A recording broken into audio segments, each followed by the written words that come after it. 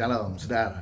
KLS kita hari ini berbicara Yesus di kayu salib, mati di kayu salib, dan Yesus bangkit. Dan beberapa hari yang lalu saya sampaikan bahwa mengenai perbedaan antara menyangkal diri dan memikul salibnya. Dan Tuhan juga berkata bahwa ayat-ayat sebelumnya, pasal-pasal sebelumnya, Tuhan berkata barang siapa ingin mengikut aku, hendaklah dia memikul salibnya setiap hari. Nah, kalau saudara bicara tentang salib, seringkali kita berbicara tentang kematian, kita berbicara tentang penyangkalan diri. Tetapi saya mau beritahu kepada saudara, di sisi yang lain, salib itu memiliki sebuah kekuatan yang luar biasa. Di salib terletak berkat yang tidak bisa dibeli dengan uang saudara. Itu terjadinya di mana? Di salib. Kenapa bisa begitu? Yes, sebab di salib itu kesembuhan terjadi.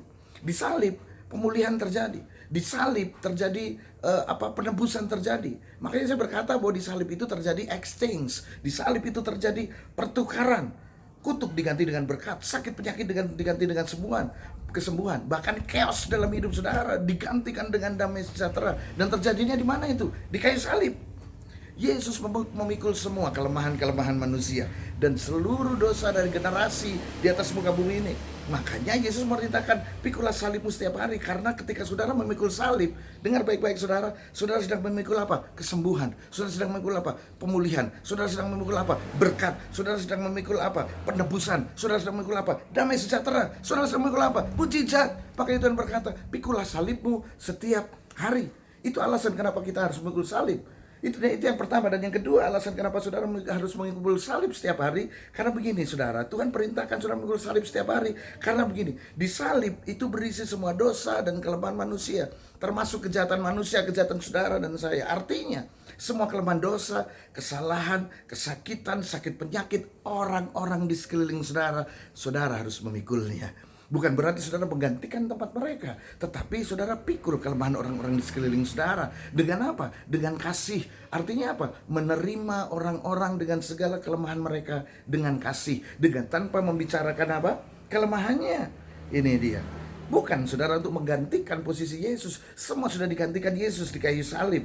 Ini dia. Tetapi saudara harus apa? Memikul salib kelemahan orang-orang di sekitar saudara, dosa mereka, kejahatan mereka. Bahkan saudara harus tetap mengasihi mereka. Itulah salib. Itulah kenapa saudara memikul salib yang diperintahkan oleh Tuhan Yesus. Saudara harus tetap mengasihi orang-orang di sekeliling mereka, menerima mereka yang sakit.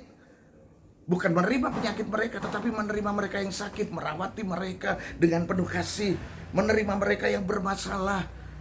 Ini dia, menerima mereka yang jahat dan bahkan menyakiti saudara, dan menerimanya sekali lagi dengan kasih. Karena itulah yang akan menyembuhkan mereka. Rawat mereka yang sakit dengan kasih, terima mereka yang bermasalah dengan kasih, terima mereka bahkan yang membenci, menjahati saudara, terima mereka dengan kasih. Ini dia, itu yang akan menyembuhkan mereka. Sebab sekali lagi, di salib terletak exchange, di salib terletak pertukaran.